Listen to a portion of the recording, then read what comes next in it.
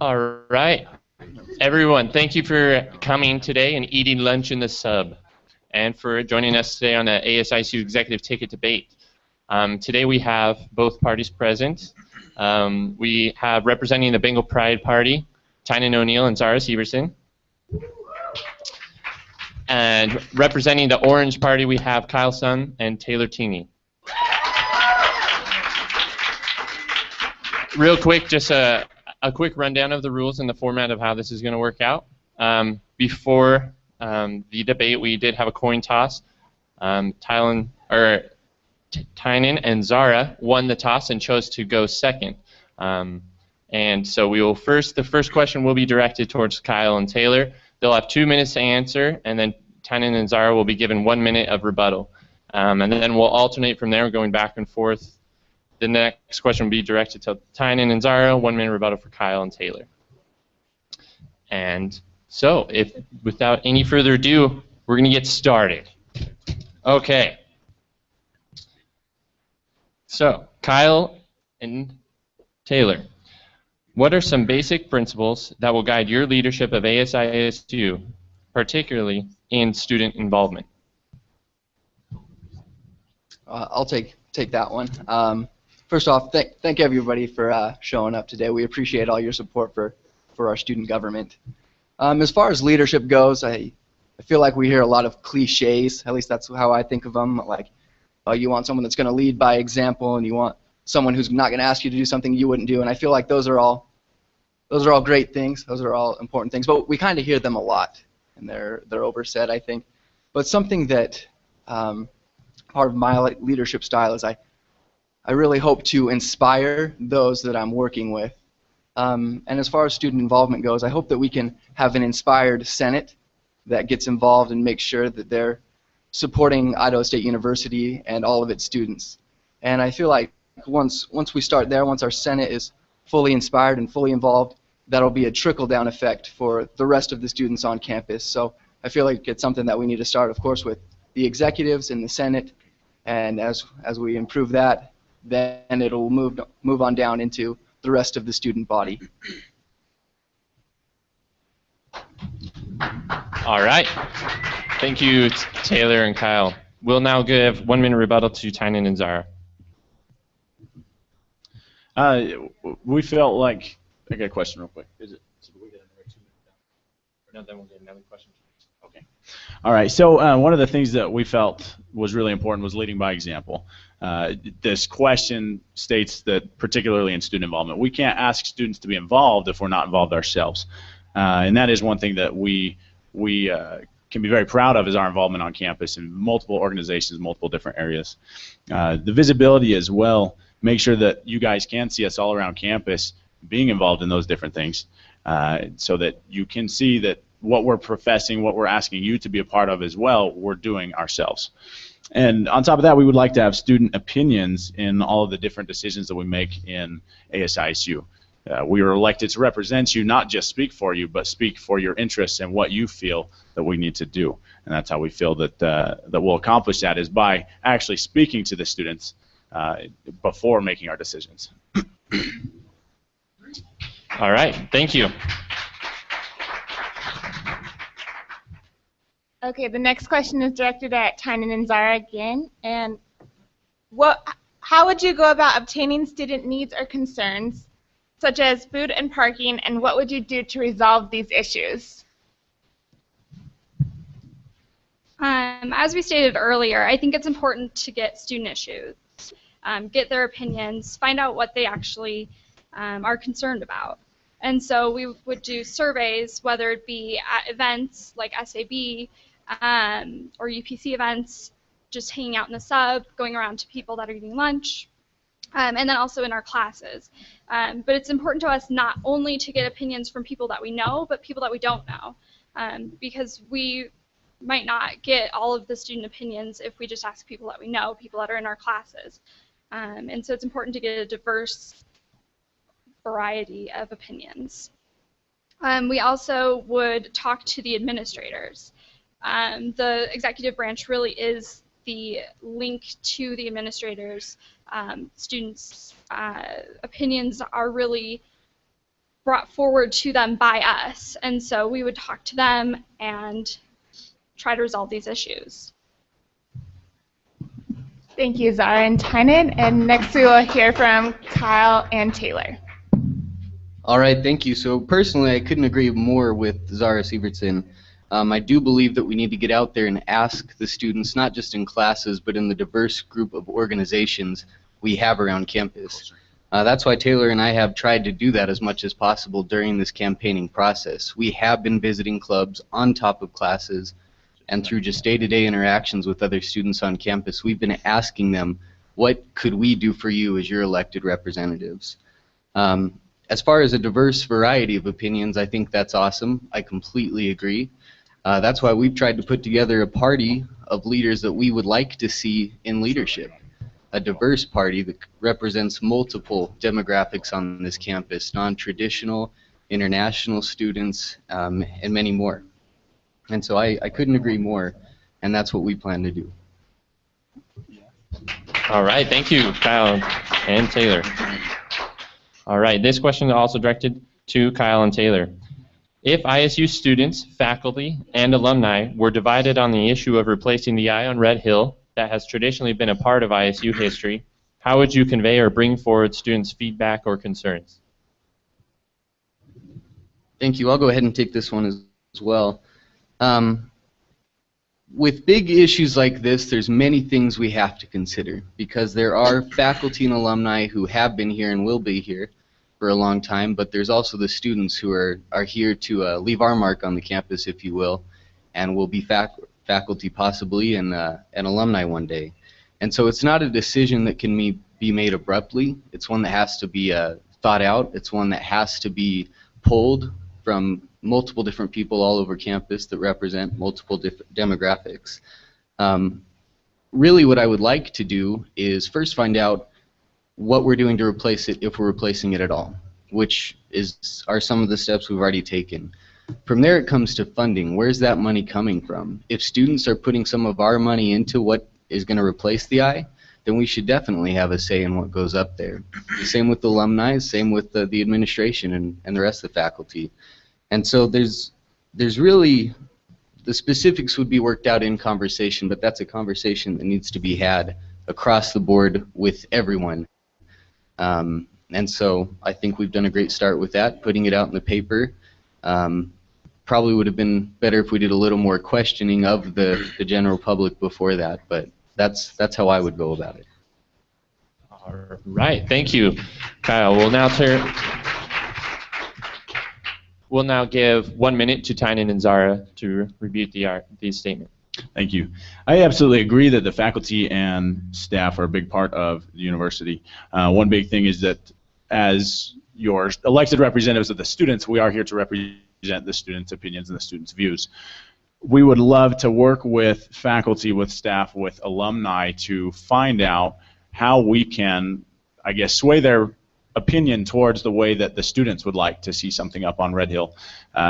We are here now, we're going to be alumni in the future, and we'd like to have a say in it, especially if student dollars are going to go into something like that.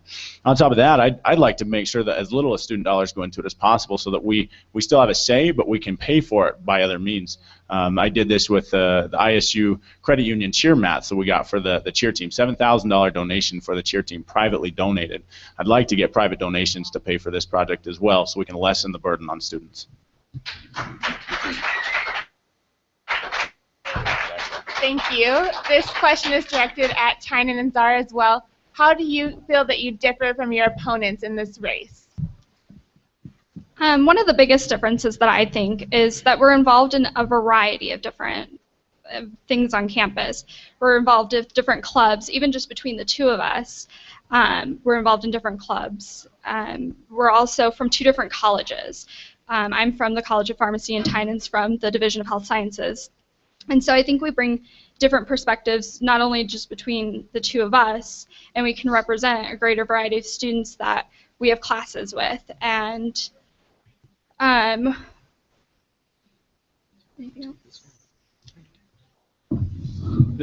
And like Zara said, we are involved in various different organizations on campus. Zara has a reach to housing. She has a reach to honors. I have a reach to National Society of Collegiate Scholars, but I've also got to reach to the healthcare administrators. I've got to reach to nursing, different things around campus, and that's a big thing.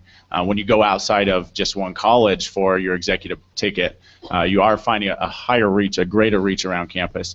And this, might I add as well, this reach has extended largely across campus even before the election. We were involved on campus in various different things. Thank you. And now we will hear a rebuttal on that statement from Kyle and Taylor. Thank you. I feel like our party in general, we've tried to make diverse so we can also reach out to a great number of students. But something that Kyle and I bring specifically is we have different skill sets. We have experience within the finance committee, which is a huge part of the role that we play as executives. We too are involved in various clubs within the College of Business. I'm also involved with LDSSA, which is a large number of the students on campus as well, and we're willing to work to reach all the students that we can. And I would just like to say you can be involved in every club on this campus and be from any college, but you still would only be representing a fraction of the students on this college. We represent non-traditionals who have worked, gone to school, taken care of a family, as well as, yes, we are from the College of Business and in multiple organizations. So you can't say that you're from this demographic and you'd better represent the entire population. Okay, thank you.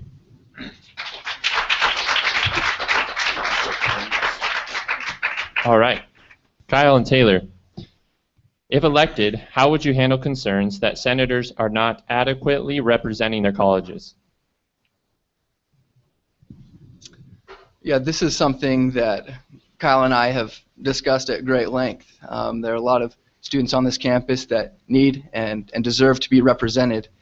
We've discussed a format with the senators where what they are doing and the things they're attending, what they're doing for the university is going to be public information posted on the internet, so their constituents can see what they're doing for their college and for the university, as well as what other senators are doing for their college and also for the university. And this will increase accountability, which is a huge principle in leadership. It's a huge principle in business and really in life. As we make ourselves and we make others more accountable, we'll be able to be more successful and be able to execute plans that we've made at a higher rate. Yeah, if I may just add to that, we as a student government right now are pushing to have clubs or student organizations earn their money through involvement and through our incentive point system, and so why shouldn't we do the same with our own student representatives?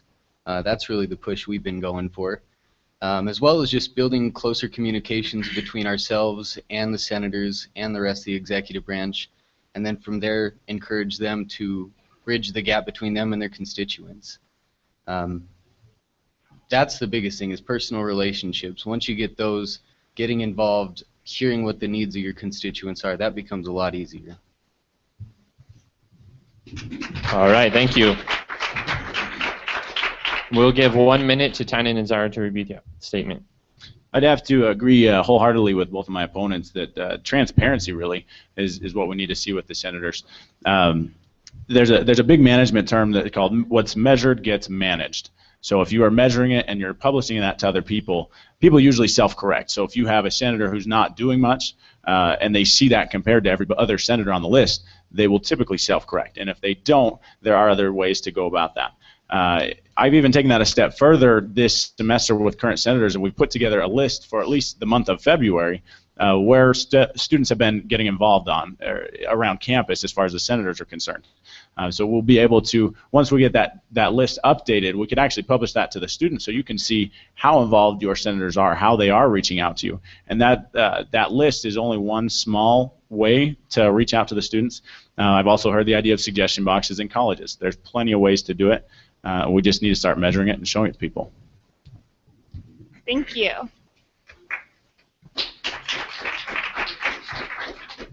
With the upcoming drop in enrollment and the subsequent budget cuts, How are you going to ensure that all clubs and organizations' needs are met while balancing the budget?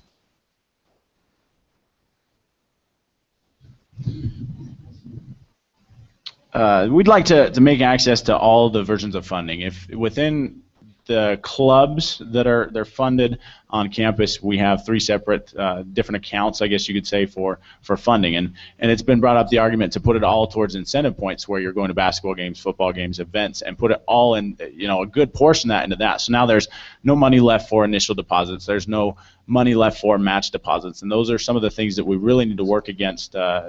Make sure that there is a wide variety so that we can allow clubs to be clubs. Allow if we got a chess club that they really just want to spend their time playing chess and not go do other things, that's fine. I talked to the Fine Arts Club yesterday, and they said that athletics doesn't appeal to them. That's great. We need to allow these other versions of funding so that they can still be involved in their club and still run. We also would like to see that our line items are better looked at every year, and rather than just have them propose a 1%, 5%, and 8% cut, so we can look at those to see what we could cut from a budget or what you could handle as a cut. We'd also like to see what you could handle with an increase, if what you would be able to accomplish if we were to increase your budget. There are various different line items on our list that I would like to see increases to, if we can find a way to do that, even with this decrease in enrollment and these budget cuts. And I'd also like to fight the decreasing enrollment, and part of that is by retention and recruitment. I'm an ISU ambassador right now, and that is our whole goal, to make sure that you guys love it here as students, and to make sure that students that are coming in love it here and want to come here, and they'll stay here for years and come back 10 years from now and say, yes, I went to ISU and I loved my experience there. So, and that way we'll be able to increase that budget so that it's no longer a problem. Thank you. We will now hear from Taylor and Kyle.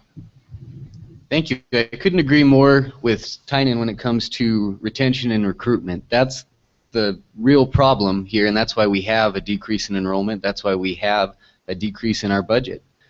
So that's really where we need to start, is trying to get more students to come here and stay here, which I think starts with good representatives, a good student government that is going to make sure that you feel welcome the moment you step on this campus.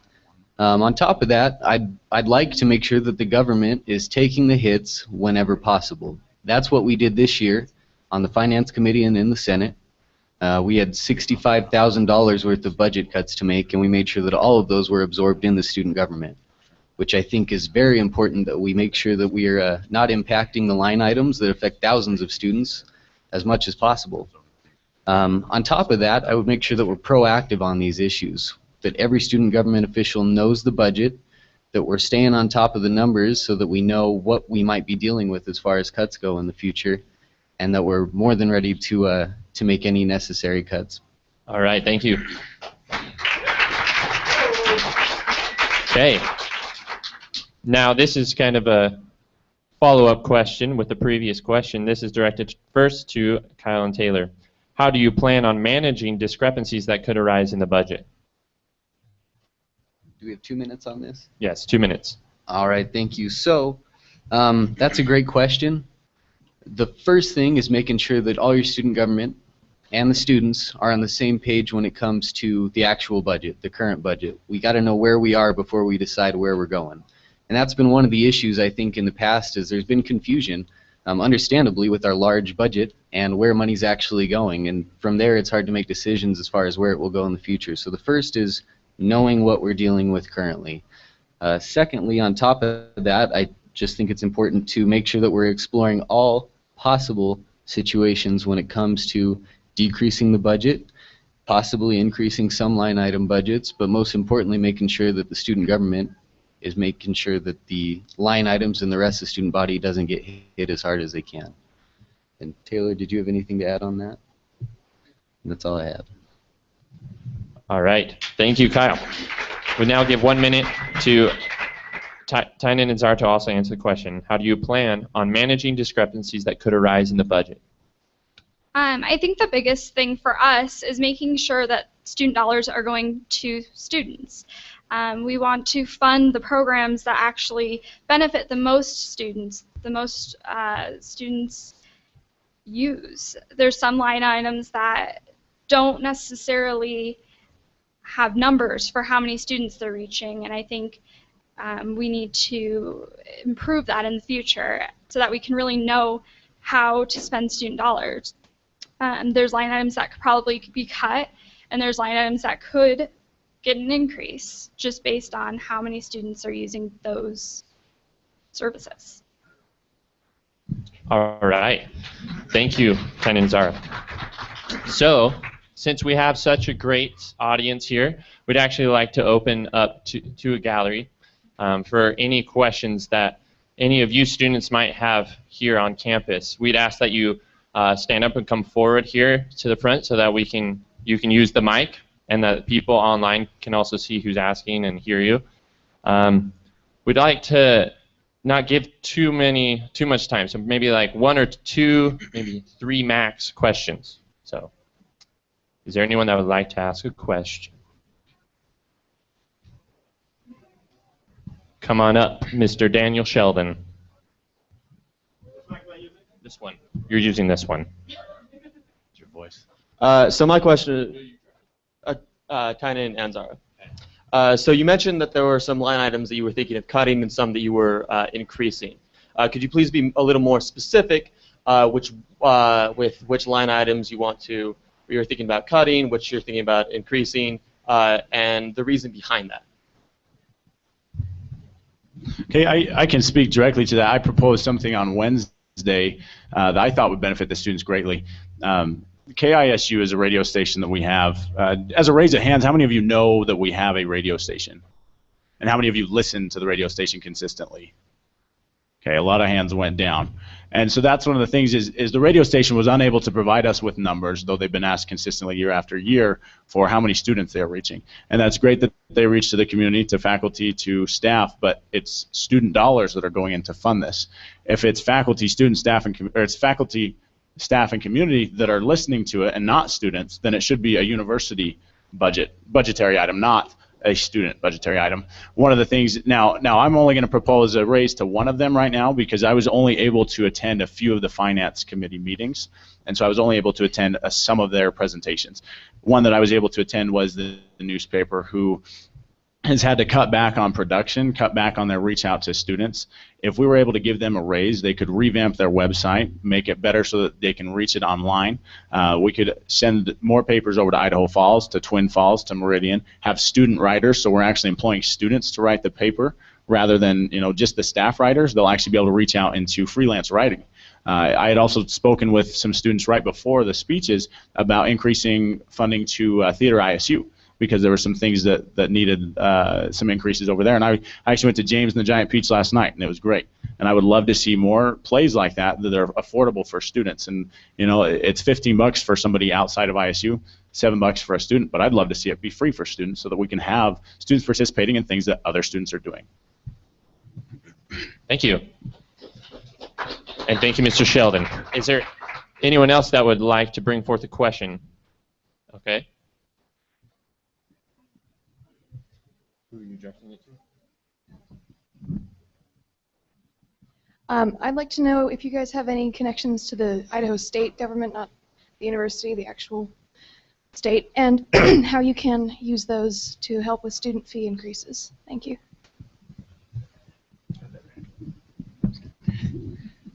All right, thank you for your question. As far as relationships with the state government, I wouldn't say I have any close relationships, but I did 2 years ago work as a Senate page in the state legislature.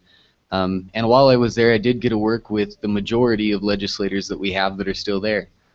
During that process, I learned a lot about the legislative process, who votes what normally, how that works, and I would say that I do stay in contact with a handful of those legislators. So that, as well as just other relationships we have in the community with leaders in our community or just alumni, former students, faculty, that's going to help us help you as the students when we bring your ideas to the table and have a little more leverage maybe because we have those personal connections.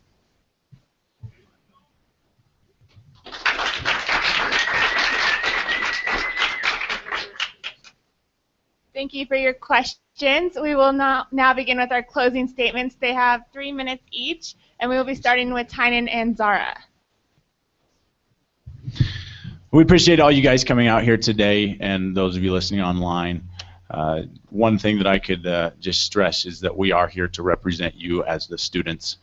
We will always vote in favor of what the students want and how we feel the students would vote in our situation.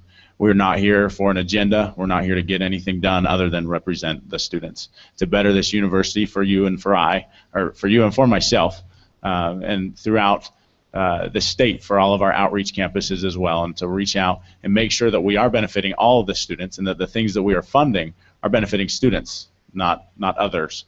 And I would really like to stress the fact that in order to do that, you have to be reaching out into those different areas on campus and make sure that you are getting involved and going to as many things as you can, like Theater ISU, going to art shows with the Fine Arts Department, and meeting with different clubs, meeting with the line items that we have to make sure that you have as much knowledge as possible and can represent the student body the best that you can. The executive branch of ASISU is the one link that you have to the administration, or the one link that you have to change at this university. And you need to choose an elected representative who will represent you as the students and your vote.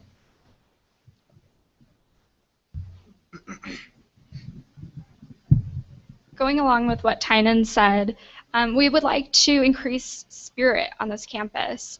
I know last year when I was around for homecoming, there really wasn't any spirit. No one was excited. A lot of people didn't know what was going on. And so for me and for him, we want to increase spirit, not even just for homecoming, but for every SAB event, for every UPC event, for every club event. We want everyone to know all of the great things that we have to offer on this campus, especially student activities, because you guys are the students and we're representing you. Thank you. We will now hear from Taylor and Kyle's closing statement. All right, thank you. So thank you again to everyone for coming here today and taking the time out of your lunch to listen to what we have to say. Thank you to Jameson and Haley and the rest of the Elections Commission for putting this together. I think it's a great opportunity for us to show the difference between both sides. As we've mentioned before, Taylor and I grew up in this town. We're from here, and that has nothing against students that aren't from here, but ISU's been a part of our lives for as long as we've been alive.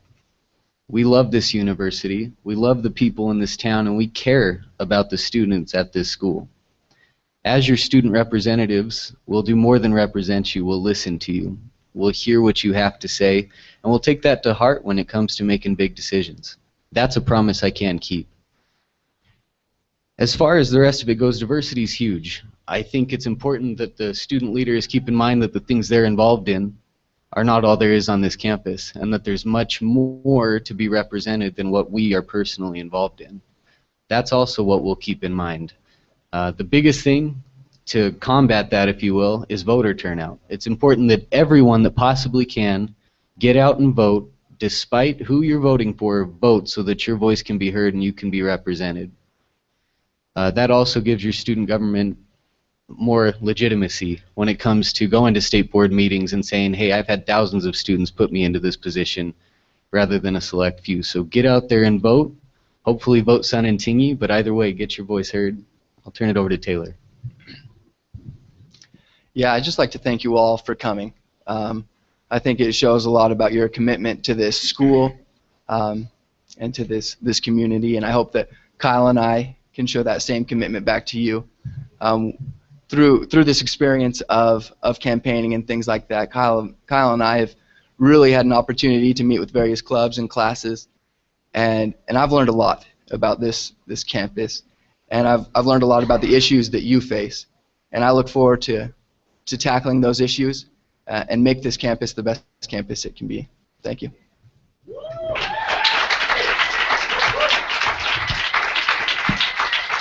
All right, ladies and gentlemen and Bengals, we are so grateful for your attendance here at the Executive Ticket Debate and also online. We'd just like to remind everyone that voting begins Tuesday, the 18th at 8 in the morning, and then also it runs till Wednesday at 5 p.m.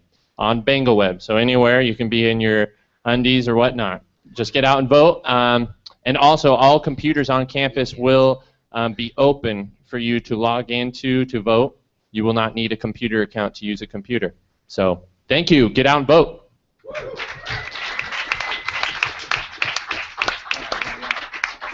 Go Bengals.